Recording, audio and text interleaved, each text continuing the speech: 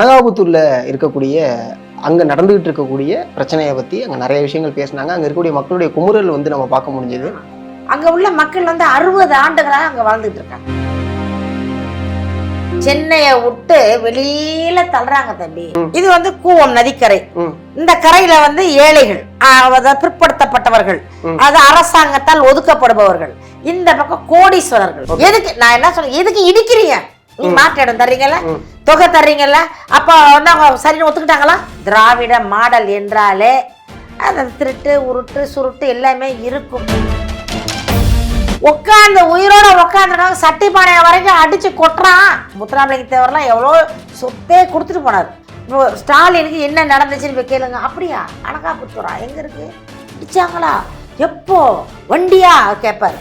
உதயநிதிட்ட போய் கேளுங்க, இந்த மாதிரி அனகாபுத்தூர் அது எனக்கு தெரியாதுன்ட்டு அவர் ஓடுவாரு. ஓட்டர் ஐடி கொடுத்துருக்காங்க. அங்க உள்ள மக்கள் வந்து வாக்கு செலுத்தி இருக்காங்க. அவ்வளவு மக்கள் வாக்கு செலுத்தி தான் அந்த பகுதியில் உள்ள எம்எல்ஏவும் எம்பியும் வெற்றி பெற்றிருக்காங்க. ஒரு அம்மா வந்து சீமான் அவர்கள் மேல கட்டி பிடிச்சி அழுவும் போது அவங்களுடைய வழி என்னங்கிறது, அது எந்த கட்சியை சார்ந்து இந்த இந்த விஷயத்தை நான் முன்னாடி வைக்கல.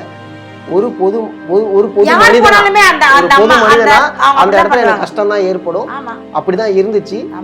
என் வீடு இடிஞ்சாலும் அப்படிதான் இருக்கும். ஓகேங்களா? இது ஏற்புடையதுதான். நாம் தமிழர் கட்சியுடைய ஒருங்கிணைப்பாளர் திரு சீமான் அவர்கள் அனகாபுத்தூர் போயிருந்தாங்க. அனகாபுத்தூர்ல இருக்கக்கூடிய அங்க நடந்துகிட்டு இருக்கக்கூடிய பிரச்சனையை பத்தி அங்க நிறைய விஷயங்கள் பேசினாங்க. அங்க இருக்கக்கூடிய மக்களுடைய குமுறல் வந்து நம்ம பார்க்க முடிஞ்சது. என்ன நடக்குது, அதை நீங்க எப்படி பாக்குறீங்க? நாம் தமிழர் கட்சி அதை எப்படி கையாளுது? நாங்க ரொம்ப வருத்தத்தோட பாக்குறோம் தம்பி. எப்படின்னா, மக்கள் வந்து வாழ்வதற்கு தான் ஒரு நாடு, மக்கள் நல்லா வாழ்றத பாக்குறதுக்கு தான் ஒரு அரசியல்வாதி இருக்கணும். ஆனால் தமிழ்நாட்டில் பாருங்க, அங்க உள்ள மக்கள் வந்து 60 ஆண்டுகளாக அங்க வாழ்ந்துட்டு இருக்காங்க. அதாவது 3 தலைமுறை, பாட்டி, அவங்களோட மகள், அதற்கு கீழே மகள், பேத்தி, 3 தலைமுறையா வாழ்ந்துட்டு இருக்காங்க. 60 ஆண்டு காலமா வாழ்ந்துட்டு இருக்காங்க. 60 ஆண்டு காலமாக அவர்களுக்கு வந்து ஆதார் கார்டு கொடுத்தது தமிழக அரசு, ஓட்டர் ஐடி கொடுத்தது தமிழக அரசு, அவங்களுக்கு ரேஷன் கார்டு கொடுத்தது தமிழக அரசு, வீடு மின் இணைப்பு கொடுத்தது தமிழக அரசு, எல்லாமே செஞ்சது இல்ல. அப்பெல்லாம் தெரியலையா அவர்கள் வந்து புறம்போக்கு என்று தெரியலையா? அந்த இடத்துக்கும் அவர்களும் சம்பந்தம் இல்லைன்னு தெரியலையா? அந்த பகுதியில தானே தம்பி அதிமுகவாகட்டும் திமுகவாகட்டும் 70 வருட ஆண்டு காலமா இவங்க வந்து 75 வருஷமா இருக்கிறாங்க அந்த 2 கட்சியும். என்னடா கட்சியை குறிப்பிட்டு சொல்றேன்னு நினைக்காதீங்க. யார் வந்து அங்க இதை செய்யறாங்களோ அவங்க பத்தி பேச முடியும். கண்டிப்பா நாங்க நாம் தமிழர்னாக்கா வந்து அவங்கள பகையாளி கிடையாது, உண்மையா பேசுவோம், நாங்க நேர்மையா பேசுவோம், இன்னும் சத்தமா பேசுவோம். நாங்க வந்து உண்மையிலேயே நான் வந்து மக்களுக்கானவர்கள். நாங்க நாம் தமிழர் கட்சி பொதுவா வந்து மக்கள் நல்லா இருக்கணும், நலமா இருக்கணும், பெண்கள் பாதுகாப்பா இருக்கணும், ஆண்கள் குடிக்காம இருக்கணும், இந்த மாதிரி சில கொள்கைகள்லாம் நாங்க வச்சிருக்கோம். அப்ப இந்த மாதிரி இந்த மக்கள் வந்து கஷ்டப்படும் பொழுது எங்களை தாங்க முடிய மாட்டேங்குது. அண்ணா அதனாலதான் ஓடி போறாரு. சரி, இந்த மக்களை வந்து நேத்து 60 ஆண்டு காலம் கழிச்சு அந்த இடத்தை ஏன் இடிக்கணும்? அந்த காரணம் என்னன்னா, நடைப்பயிற்சி செய்வதற்கு ஒரு சாலை அமைக்கணும். கவர்மெண்ட் அமைக்குதா? திமுக அரசாங்கம். அதற்கு வந்து அந்த மக்களை வந்து இடிச்சு வெளியில விரட்டினா அதை முறைப்படி நோட்டீஸ் கொடுக்கலாம், சொல்லலாம், அவர்களுக்கு மாற்று இடம் தரலாம், ஒரு நிவாரணம் தரலாம். மாற்று இடம் தான் தராங்களே. யாரு? எங்க தம்பி தர்றாங்க. செம்மஞ்சேரி, கல்லுக்குட்டை, கண்ணகி நகர், சென்னையை விட்டு வெளியில தள்ளுறாங்க தம்பி. இப்போ மெரினா பீச்ல வந்து மீனவர்கள் எல்லாம் வெளியில தள்ளினாங்க. அவர்கள் வந்து இன்னைக்கு வரைக்கும் அவங்க வாழ்வாதாரம் போயிடுச்சு. அவர்கள் வந்து கடல் சார்ந்தும் வாழ்றவங்க மீனவர்கள். அவர்கள் கொண்டு போய் ஒரு வயல்வெளியில விட்டா என்ன பண்ணுவாங்க? அந்த மீனவர்கள் வாழ்வு அழிஞ்சு போச்சு. இந்த மெரினா பீச்ல இருந்து மீனவர்கள் போனாங்களே, அந்த பிள்ளைங்களுக்கு வேலை கிடைக்கல இது வரைக்கும். கிடைக்காம நிறைய பேர் வந்து குற்றவாளி ஆயிட்டாங்க. குற்றவாளி ஆயிட்டு காவல்துறை கண்காணிக்கிற அளவுக்கு ஆயிட்டாங்க நிறைய இளைஞர்கள். நாங்க போயிருந்தோம் அந்த பகுதிக்கு, செம்மஞ்சேரி, கண்ணகி நகருக்கெல்லாம் போய் நாங்க ஒரு இதா போயிருந்தோம். போய் பார்க்கும் பொழுது அப்ப அந்த அம்மா சொல்றாங்க, பிள்ளைங்களுக்குலாம் வந்து இங்க ஸ்கூல் வசதி கிடையாது, பஸ் வசதி கிடையாது, வேலை வாய்ப்பு கிடையாது, எங்க பிள்ளைங்க வந்து தப்பு செய்ய ஆரம்பிச்சிட்டாங்க, பசி, வறுமை. ஒட்டுமொத்தமா அப்பயும் சரி இப்பயும் சரி திமுக அரசு இங்க இருக்கக்கூடிய சென்னையில இருக்கக்கூடிய மக்களை அகற்றதுக்கான வழிகளை தான் பார்த்துட்டு இருக்குங்கிறீங்களா? இது யாருக்கான அரசு? மக்களுக்கான அரசா? பணம் வச்சிருக்க பெரிய கோடீஸ்வரர்களுக்கான அரசா? மக்களுக்கான அரசு. அப்படிங்கிறதுக்கு நிறைய விஷயங்கள் அவங்க வந்து இங்க இருக்க சென்னை 2.0 அப்படிங்கிற ஒரு விஷயத்த ஆரம்பிச்சாங்க. அதுக்கான கட்டுமான பணிகள் நடந்துகிட்டு இருக்கு. அதுக்கான பூங்கா அமைக்கிறது இந்த சென்னையில இதுக்கு முன்னாடி இருந்ததை தாண்டி இப்ப மேன்மைப்படுத்திருக்காங்க. இதை ஒத்துக்கிட்டு தான் ஆகணும். ஏன்னா முன்னாடி வந்து இந்த அளவுக்கு பாலங்கள் இல்ல, இந்த அளவுக்கு பூங்காக்கள் இல்ல, இந்த அளவுக்கு ஒரு இன்ஃப்ராஸ்ட்ரக்சர் இல்ல. இப்ப அதை மேம்படுத்திருக்காங்க. குறைகள் மட்டும்தான் நாம் தமிழர் கட்சி பாக்குதாங்கிற ஒரு பார்வை இருக்குல்ல. எல்லாமும் எல்லாருக்கும் வேணும். நாங்க என்ன சொன்னா கல்வியை கொடுத்துதான் இருக்காங்க. கல்வி எங்க தம்பி இது ஃபீஸ் கட்ட முடியல தம்பி. 1 லட்சம் ரூபாய் எங்க ஃபீஸ்? கவர்மெண்ட் ஸ்கூல் தானே முக்கியம். கவர்மெண்ட் நடத்தக்கூடிய கவர்மெண்ட் ஸ்கூல்ல படிச்சா ஆசிரியர் பாடம் நடத்துறது கிடையாது, பள்ளி அறை கிடையாது. நிறைய அரசாங்க பள்ளியில படிக்கிற பிள்ளைங்களுக்கு டாய்லெட் வசதி. இப்ப வந்து காலம் மாறிச்சு தம்பி. இப்பயுமேமா நான் வந்து கவர்மெண்ட் பள்ளியில படிச்சேன். நானும் கவர்மெண்ட் பள்ளியில தான் படிச்சேன். ஓகேங்களா? இப்ப இருக்கக்கூடிய அரசு மேல்நிலை பள்ளி, அரசு உயர்நிலை பள்ளி வந்து எந்த வகையில குறைபாடா இருக்குன்னு தான் சொல்லணும். இப்ப அவங்க பாடம் நடத்தாம இருந்தாங்க அப்படின்னா இந்த அளவுக்கு விழுக்காடுல தேர்ச்சி பெற்றிருப்பாங்களா ஒரு கேள்வி இருக்கு. சரி, ஓகேங்களா? 499 மார்க் வாங்குறாங்க, 493 மார்க் வாங்குறாங்க அப்படின்னா அது எந்த அளவுக்கு தேர்ச்சி பெற்றிருக்காங்க?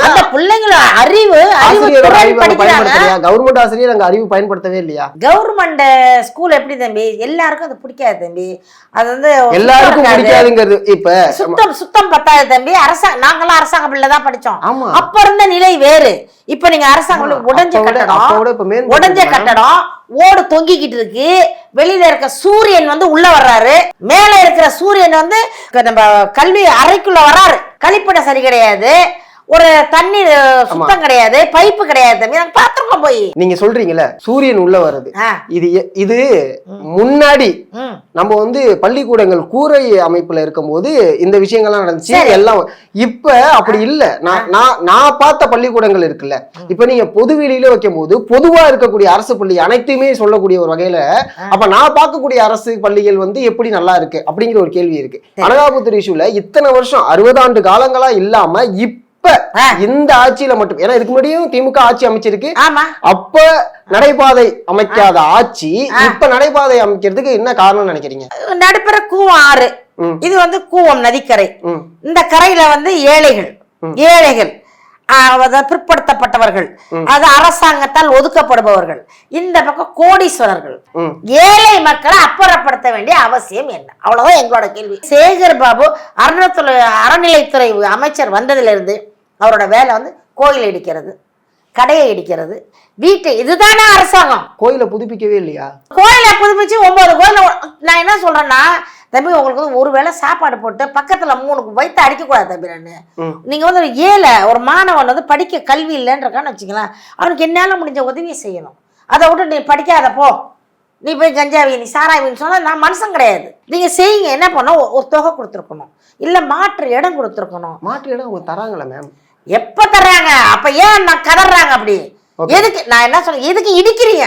நீங்க மாற்று இடம் தர்றீங்கல்ல, தொகை தர்றீங்கல்ல, அப்ப வந்து அவங்க சரின்னு ஒத்துக்கிட்டாங்களா? ஒத்துக்கல. அவங்க ஒத்துக்கல. அவங்களுடைய காரணம் என்னுடைய வாழ்வாதாரம் இங்கதான் இருக்கு, நான் வாழ்வாதாரத்தை எப்படி விட்டு போக ஒத்துக்கல.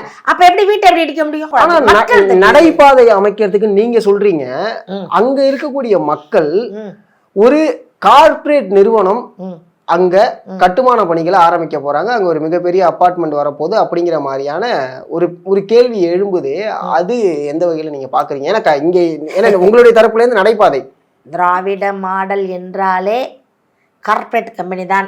ஓகே, திராவிட மாடல் என்றாலே அது திருட்டு உருட்டு சுருட்டு எல்லாமே இருக்கும். நான் என்ன கேட்குறேன் தம்பி, நான் வந்து மக்களை வந்து பாவம், கண்டிப்பா மக்கள் பாவம். இது வந்து ஏன்னா அவங்க அப்பா அப்படிதான் செய்வாரு. என்னடா அந்த திமுகவே நான் சொல்றேன்னு நினைக்காதீங்க. அண்ணா திமுக அந்த மாதிரி பண்ணல தம்பி. அண்ணா திமுக ஆட்சி பண்ணிச்சு, ஆனா அண்ணா திமுக இடியல் வேலை எல்லாம் பண்ணாது. அவங்க என்ன பண்ணுவாங்க? உங்க கட்சி ஒருங்கிணைப்பாளர் தான் சொன்னாங்க, என்ன மாற்றம் அங்கேயும் சுரண்டல் அங்கேயும் சுரண்டல், இங்கேயும் நீங்க லைட்டா அண்ணா திமுகவுக்கு கொஞ்சம் கரிசனம் கட்டுற மாதிரி இருக்கு. கரிசனம் கட்டல, அதாவது இவ்வளோ அராஜகம் பண்ணல. ஓரளவு அடிப்பாங்க, அப்படி கொஞ்சம் வலிக்காம அடிப்பாங்க. எல்லாம் திருட்டு கூட்டுதான், திருட்டு கூட்டு திருவண்ணாமலை ரெண்டுமே. அண்ணா திமுகவும் திருட்டு கூட்டுதான். இவங்க வந்து டைரக்டா குத்துறா, துணிஞ்சு எல்லாரும் பார்த்தாலும் குத்துறது. நான் முத்தமிழர் கலைஞருடைய மகன்டா, நான் வந்து இந்த தமிழ்நாட்டின் அரசன்டா, நான் இளவரசன்டான்னு சொல்லிட்டு 8 தலை மூஞ்சில குத்துறது. திராவிட மாடல் இது வந்து இதை செய்யும். ஆனா 2 கட்சியும் ஒண்ணுதான். அரசியலுக்கு வாங்க, முதலமைச்சரா நீங்க மக்களை கொஞ்சம் பாருங்க.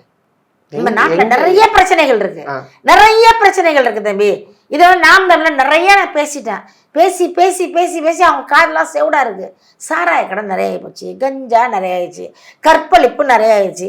இதையெல்லாம் கட்டுப்படுத்த இந்த திராணி இல்லாதவர்கள் ஏழை மக்கள் வயிற்றுல ஏன் தம்பி அடிக்கணும்? இப்போ இதுக்கு நாம் தமிழர் கட்சி என்ன என்ன என்ன முன்னீடு எடுத்திருக்கு, என்னென்ன அடுத்த அவங்களுக்கு பாதுகாப்பா இருப்போம்.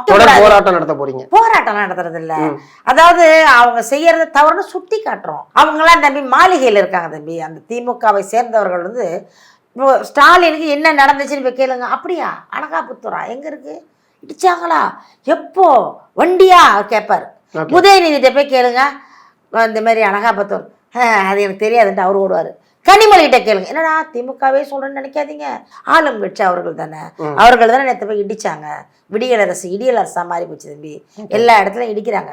இடிச்சு ஏழைகள் அந்த கோயில் வாசல்ல 40 வருஷம் 50 வருஷம் சின்னோண்டு கடை, ஒரு வெத்தலை பாக்கு 5 ரூபா வெத்தலை பாக்கு, 10 ரூபா பூ, 20 ரூபா தேங்காய் வச்சு விற்கிற ஏழையோட கடைங்களை சேகரபாபு புல்ரோஸ் வச்சு இடிக்கிறார். இதெல்லாம் எவ்வளவு பெரிய அராஜகம் தம்பி, பாவம் இல்லையா? அவங்க வயிற்றுல அடிக்கலாமா? நீங்க அவங்க கடை எங்க வச்சிருந்தாங்க? அரசாங்கத்துக்கு உட்பட்ட இடத்துல நாம ஆக்கிரமிப்பு பண்றது சரியா தவறா? தவறா இருக்கலாம் தம்பி. அது 50 வருஷமா என்னங்க போறீங்க நீங்க? அவங்க நான் என்ன கேட்கறேன், 60 வருஷமா இருக்காங்க பஸ். இப்போ 5 வருஷமா தானே, அதான் 4 வருஷம் முடிஞ்சு 5ஆவது வருஷம் தொடங்கி இருக்கு இந்த ஆட்சியில. கட்சி 4 வருஷம், திராவிட மாடல் வந்து 75 வருஷம் ஆச்சு இல்லையா? அவங்க அப்பா வந்து எத்தனை வருஷமா 5 தடவை ஆட்சி பண்ணாங்க. இப்ப நடக்கிறத இந்த 4 வருஷத்துல நம்ம குறிப்பிட்டு பேச முடியும். ஆமா, அதனாலதான் சொல்றேன், 4 வருஷமா இருக்கும்போது ஓகே இங்க இதை பார்த்தாச்சு, அடுத்து அதை பார்த்தாச்சு அப்படின்னு ஒரு இடமா தானே அவங்க நான் வந்து பார்க்க முடியும். அவங்க வந்து இல்ல நீங்க இங்க கடை வைக்க கூடாது, நீங்க வேற இடத்துல கடை வச்சீங்க, இது அரசாங்கத்துக்கு உட்பட்ட இடம் அப்படின்னு அவங்க சொல்லி நகர்த்திருக்கலாம்ல. இது வந்து ஏற்கனவே இந்த மாதிரி நடந்திருக்கு தம்பி. ஏற்கனவே உள்ள ஆட்சிகள் ஒரு 20 ஆண்டுகளுக்கு முன்னே நடந்திருக்கு. என்ன செய்ய மாற்று நடந்துருவாங்க. ஓகே, இப்போ ஒரு மார்க்கெட் இருக்குன்னு வச்சுக்கோங்களேன், தெருவில் இந்த மாதிரி கோணி போட்டு வியாபாரம் பண்ணாதீங்கம்மா, இது வந்து பஸ் எல்லாம் போகுது, அப்போ ஆக்சிடென்ட் ஆகுது, உங்களுக்கு வந்து அந்த பார்க் இருக்குது, அந்த பார்க்குக்கிட்ட லைனாக கடை கட்டி தரோம், ஆளுக்கு ஒரு கடை எடுத்துங்க, அப்போ இவங்க போய் டோக்கன் போட்டுருவாங்க, ஒரு கடை கொடுத்துருவாங்க. அப்போ முன்னாடியே வந்து ஊருக்கே தெரிஞ்சிடும். அவங்க சொல்லுவாங்க, இன்னும் 3 மாதம் நான் கடை காலி பண்ணுறோமா, உங்களுக்கு என்னென்ன சாப்பாடு ஜாமான் வேணா அங்கே வரணும், நீங்கள் வந்தால் தான் காய்கறி வாங்க முடியும். அப்படியா? மீன் மார்க்கெட் எங்கே போகுது, இங்கே போகுது மீன் மார்க்கெட். மாற்றம் மக்கள்கிட்ட சொல்லுவாங்க, அவங்க தெளிவடைஞ்சிருவாங்க. நீங்கள் முன்ன பின்ன சொல்லாமல் குத்த வச்சு உட்காரும்போது குடிசை அடிக்கிற மாதிரி இடிச்சாக்கா அப்படி எனக்கு தெரிஞ்சு அப்படி பண்ணவே முடியாது, அப்படி பண்ணவும் மாட்டாங்க. ஏன் அப்படின்னா இப்போ உதாரணத்துக்கு சொல்கிறேன், நான் வந்து ஓகே நான் ஒரு இடத்துக்கு போயிட்டு இந்த கடையை அடிச்சு நவுத்திட்டு பண்ணவே முடியாது. ஏன்னா பொதுமக்கள் அங்க ஒண்ணு கூடுவாங்க. ஒண்ணும் பண்ண முடியாது, காவல்துறை இருக்குல்ல. இப்ப நேத்து என்னாச்சு அனகாபுத்தூர்ல? அப்போ இந்த விஷயத்த நான் வேற மாதிரி பாக்குறேன். நேத்து முன்கூட்டியே சொல்லி மக்கள் அப்படியே அழகா கையை பிடிச்சி அழைச்சிட்டு போய் கால் டாக்ஸில ஏத்தி விட்டு, அவங்க ஜாமான்லாம் பெரிய ட்ரக்ல ஏத்தி விட்டு போயிட்டு வாங்க டாட்டா பாய் பாய் சொன்னாங்களா? புரியுது. டாட்டா பாய் பாய் சொல்லி அப்படியே நோட்டை கொடுத்து, பின்னாடியே ஒரு செக்கையும் கையில் கொடுத்து, வீட்டு பத்திரத்தை கையில் கொடுத்து, அங்கே போய் குடியிருங்கன்னு சொல்லி அனுப்பி வச்சாங்களா? உட்காந்து உயிரோட உட்காந்துருக்காங்க, சட்டி பானையை வரைக்கும் அடிச்சு கொட்டுறான், புல்ரோஸ் வச்சு இடிக்கிறான், கதறான். அதான் அந்த மனசாட்சி இல்லையா? அவங்க என்ன கேள்வி கேட்குறாங்கன்னா, 60 ஆண்டு காலமாக நாங்கள் இருக்கிறோம், எங்களுக்கு ஏன் இதை மாத்துறீங்க? அதுதான் கேட்குறாங்க. இப்போ நான் புறம்போக்குன்னு ஏன் சொல்றீங்க? அது புறம்போக்கு அப்படின்னு ஏன் சொல்றீங்க? நிலத்தை சொல்றாங்களா, மக்களை சொல்றாங்களா? நிலத்தை அவங்க எடுத்துக்கிறாங்க, பட்டா வாக்கிக்குவாங்க, மக்களை புறம்போக்கா விட்டுருவாங்க. அந்த மக்கள் கதற இந்த மாதிரி நம்ம வாழ்ந்த வீடு தம்பி. ஆமா, அப்படி இடிக்கும் பொழுது ஐயோ பாத்திரம் போகுது, டிவி போகுது, ஒரு கத்துது. ஒரு பிள்ளை சொல்லி என் புக்கெல்லாம் உள்ள மாட்டிக்கிச்சு, என் புக்கெல்லாம் உள்ள கத்து. அதை எப்படி எடுக்க முடியும்? புல்ரோஸ் போய் என்ன பண்ண முடியும் பிள்ளைங்க? அப்போ அவ்வளோ ஒரு அராஜகமா என்ன பண்ண போறீங்க? இடிச்சு அந்த இடத்த வச்சு என்ன? மக்கள் தானே நம்ம முக்கியம். கண்டிப்பா. முத்துராமலிங்க தேவர்லாம் எவ்வளோ சொத்தே கொடுத்துட்டு போனார், எவ்வளோ பேருக்கு சொத்தை கொடுத்துட்டு அவர் போயிட்டாரு. அந்த மாதிரி வந்து கொடுக்கும் பொழுது நீ அடுத்தவங்க சொத்தையெல்லாம் ஆட்டையை போட்டு என்ன பண்ண போறீங்க? எத்தனை வருஷத்துக்கு வாழ்வாங்க இவங்க? ஒரு அரசியல்கிற எப்படி தெரியுமா? எம்ஜிஆர் வாழ்ந்தாரு, அவருக்காக அவர் வாழல, மக்களுக்காக வாழ்ந்தாரு. மக்களுக்காக வாழ்ந்தாரு, அவர் நடிச்சாரு, அவர் நல்லவரா கெட்டவரா அது நம்மளுக்கு தேவையில்லை, பர்சனல் வேணாம் நம்மளுக்கு. ஆனால் இறக்கும் அவர் வயசானவன எழுதி வச்சுட்டாரு, இந்த தோட்டத்தில் இருக்க வீட்டை வந்து நான் இறந்த பிற்பாடு என் மனைவி உயிரோடு இருக்கும் வரை அனுபவிப்பாங்க. அதற்கு பிறகு வந்து ஏழை பிள்ளைங்களுக்கு எழுதி கொடுத்தாரு. ஏவிஎம் ஸ்டுடியோ எனக்கு பிறகு வந்து மாணவர்களுக்கு. அவர் எதுவுமே வச்சுக்கல, அவர் தான் மனிதன். அதான் எம்ஜிஆர். கருணாநிதி என்ன பண்ணாரு? ஊர் உலகமே வெளிநாட்டுல எல்லாம் சொத்து இல்லை. நான் புரியல தம்பி எங்களுக்கு. கருணாநிதி எதுவுமே பண்ணலையா? பண்ணிருப்பாரு, அவர் முதலமைச்சர் தம்பி. இப்ப நீங்க கேள்வி கேட்க வேண்டிய கடமை உங்கள்கிட்ட இருக்கு. ஆமா, கேள்வி கேட்குறீங்க. கேள்வி கேட்டா மட்டும் பத்தாது, அதை மாதிரி வாழணும் இல்லையா? நிறைய சேர்த்துக்கிட்டாங்க தம்பி. அவரும் இதை தான் பண்ணுவார். எக்மோர் எடுத்துக்கோங்க, சென்ட்ரல் எடுத்துக்கோங்க, கீழ்பாக்கம் எடுத்துக்கோங்க. இங்கெல்லாம் போனீங்கன்னா நிறைய வீடுகள் இருக்கும். இதே போல தான் கருணாநிதி பண்ணுவார். இதே போல தான் இடிப்பார். திடீர்னு நைட் அவர் வந்து நைட்டோட நைட்டாக செய்வார். இவங்க வந்து பகலில் செய்கிறாங்க, அவங்க நைட்டோட நைட்டாக வந்து கொளுத்திடுவாங்க. அவங்க பேரே ஊடு கொளுத்தி. இந்த புரசைவாக்கத்தில் அந்த அவ்வளோ குடிசை உடனே குடிசை தீப்பற்றி எரியும்.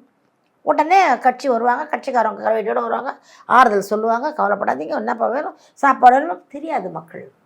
அந்த நேரத்தில் ஒன்றும் புரியாது. காசை பணத்தை கொடுத்து அம்மா நீங்களாம் அங்கே இருங்க, எல்லாம் போயிடுவாங்க. போனால் அடுத்து பார்த்தா ஒரு 6 மாதத்துல தான் பெரிய பில்டிங், மெகா பில்டிங் கிளம்பும். கண்ணால் பார்த்தது நாங்களாம் பார்த்துருக்கோம் இதெல்லாம். இதை என்ன சொல்கிறேன், அது காலங்காலமாக அப்படி தான் பண்ணிக்கிட்டு இருக்காங்க தம்பி. ஏழை மக்களுக்கு வந்து வாழ்கிறதுக்கு, அதாவது ஏழை மக்கள் வாழ இடமில்லாத போச்சு. ஓகே, அந்த இடத்துல இருக்காங்கன்னு தான் ஆதார் அட்டை கொடுத்துருப்பாங்க, அந்த அட்ரஸை மையப்படுத்தி தான் ஆதார் அட்டை கொடுத்துருப்பாங்க. ரேஷன் கார்டு அந்த இடத்துல இருக்காங்க, அந்த அட்ரஸை மையப்படுத்தி தான் ரேஷன் கார்டுமே கொடுத்துருப்பாங்க. இது சரியான ஒரு கேள்வி. ஏன் அப்படி கொடுத்துருப்பாங்கன்னு இல்லை, கொடுத்தாங்க. ஓட்டர் ஐடி கொடுத்திருக்காங்க. அங்க உள்ள மக்கள் வந்து வாக்கு செலுத்தி இருக்காங்க. அவ்வளவு மக்கள் வாக்கு செலுத்தி தான் அந்த பகுதியில் உள்ள எம்எல்ஏவும் எம்பியும் வெற்றி பெற்றிருக்காங்க. இன்னைக்கு டெல்லியில ஒரு எம்பி உட்கார்ந்து இருக்கிறான், அந்த இன்னைக்கு சொல்றாங்கல்ல புறம்போக்குன்னு சொல்லிட்டு, அந்த மக்கள் வாக்களிச்ச ஓட்டுல தான் அவங்க வெற்றி பெற்றது. இன்னைக்கு இருக்க அந்த பகுதி எம்எல்ஏ வந்து அந்த பகுதியில் இருக்க மக்கள், அந்த புறம்போக்கு நிலத்துல இருக்க மக்கள் வாக்களிச்சு தான் எம்எல்ஏ இருக்காங்க. இன்னைக்கு நீங்க புறம்போக்குன்னு சொல்றீங்கல்ல, அவங்களுக்கு வந்து தகுதி இல்லை இருக்கிறதுக்குன்றீங்கல்ல, அவங்க ஏன் வந்து 60 வருஷமா இருந்தாங்கன்னு சொல்றீங்கல்ல, அப்ப என்ன சொல்ல, அவங்க போட்ட வாக்குகளை மக்களிடம் திருப்பி கொடுங்க. 2 பேரும் எம்எல்ஏவும் எம்பியும் பதவியை ராஜினாமா பண்ணணும். வீட்டை அடிச்சாங்க, ஒன்று அவங்களுக்கு தகுதி இல்லைன்ட்டீங்கல்ல, அவங்க தான் புறம்போக்காயிட்டாங்க. பட்டா இல்லை, அவங்க வந்து ஒண்டு கொடுத்தணும்.